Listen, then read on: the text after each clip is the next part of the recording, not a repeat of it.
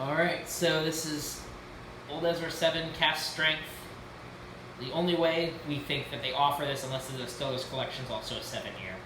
But I don't actually know that is, and there's also a lot of store picks for that. Mm-hmm. So, I don't know. This is consistently a 7-year cast strength. Yeah. So. Fruity. Mm-hmm. It's fruity, but it's also oaky, and it smells like... It doesn't smell dry. I want to say it's like chewy almost, like rounded. Yeah. Like it smells like there's like depth. It smells like it's borrowing some of its entire presence from a granola bar. If that makes sense. Actually, yeah, that's a good way to put it. But yeah, I don't know how to describe the fruit. It literally just smells like a fruit salad. Mm-hmm. Like it's like a fruit salad kind of fruit. It's kind of light refreshing fruits or light refreshing fruits. It's not like. It's not tropical fruits. It's not melons or anything like that. It's not berries. It's like a mishmash grapes, of apples, cherries, mix of berries thrown in with those, orange, citrus. Like it's a mishmash. Yeah, it's not super citrusy, but it's definitely there too. Yeah, like I said, fruit salad is like the only way to describe the fruit note on it. It's a unique one too, because normally it's either not. Like it's either not really there or it's very particular fruit. It's not usually the in between. Yep. And then like I said, you get a little bit of the oak, a little bit of like almost reminiscent fruit note wise of Elijah Craig, but with less of the berries and less of the dark fruit. I'd agree with that. It's less. It's like the fruit part of the nose is like a less dark version of Elijah Craig's nose. Like. The berry and fruit notes, like, just to make a comparison, not to say that these notes are in either of these, but like a dark Luxardo cherry would be like Elijah Craig. This would be like a maraschino cherry. Yeah. Like it's brighter, more refreshing, a little bit sweeter. And then like I don't get spice. I get sweetness on the tail end of like vanilla bean, like not like vanilla cream, like vanilla bean, like the vegetal and all. Right. And then a little bit of oak. That's good.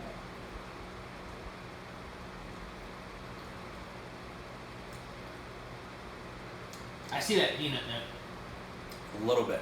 It's on the tail end. It's not on the front end. The front end, like, the front end of the palate is sweet as fuck.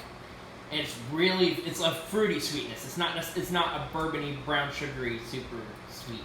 No, I don't get any brown sugar until like the tail end with the peanut. Like the finish is like brown sugar peanut. I do like the peanut finish on this a lot. I have to say, like, that's really fucking good. Like, it's honestly, this has impressed me throughout. Front end, it's holy shit. There's so much fruit. Yeah.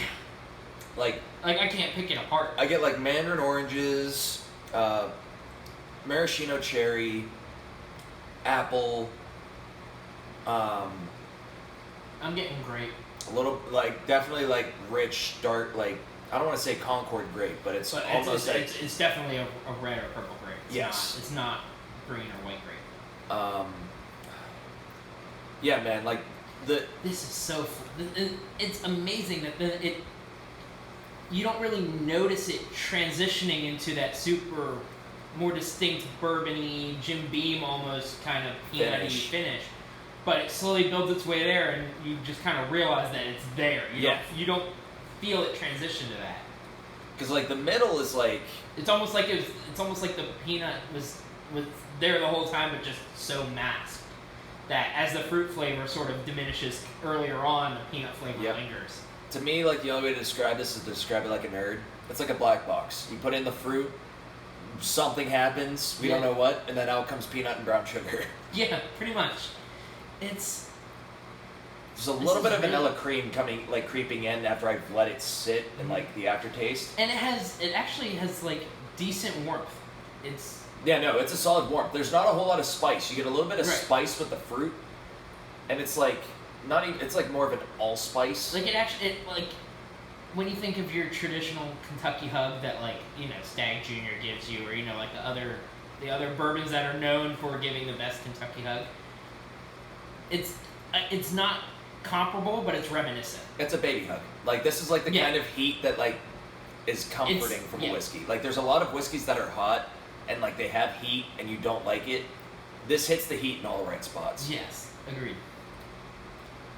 Yeah, I really like that. Yeah, it's reminiscent of the ones who do it perfectly. I would definitely pick this up if I saw it. Does this even come to PA? Yeah. Oh, it does?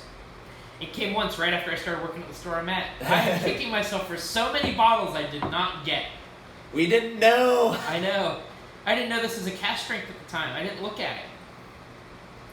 But now I know I like Ezra Brooks for the most part. Yeah. I knew I liked the cheap 90 proof as a super cheap need to get drunk kind of thing. The 99's got a lot of flavor for me. I liked the Distillers Collection more than you did. Yeah. But I liked it. Was it that? Which Distillers? Yeah, it was that. Like, I thought the Mine was Distillers. the Ohio Liquor. Yeah, I remember now. I like the Dickel, but like that one, I thought was a little. It felt a little short. It felt like it was missing something. Yeah, it's not like it was bad. It's just that it could have been better. Well, I don't even know that. I have a hard time judging it because we stacked it up against a bunch of other heavy hitters. True. So, like I said, I want to revisit that one. But yes. But as it stands, this has blown me away. Yeah, like I would say that Ezra Brooks is like another one of those like people know it's good, but they don't know how good it is until they try it. This is reminiscent of a sweeter Elijah Craig Barrel Proof, in my opinion. You want to know what I think it reminds me of more? Henry McKenna 10. This reminds me more of Henry McKenna 10 than it does. I can see that. I would take this over that.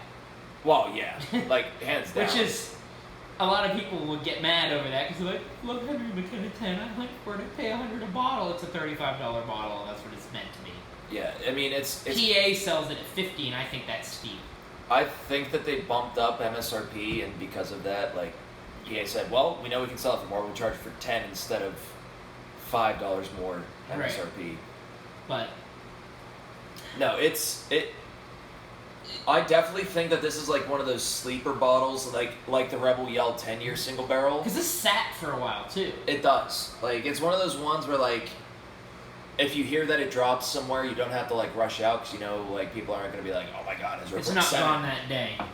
Yeah, it's not like Midwinter's Night Dram or fucking or Stag or Elijah Craig Barrel Proof has been even Eagle Rare, dude. People eat up Eagle Rare as soon as they hear it's out.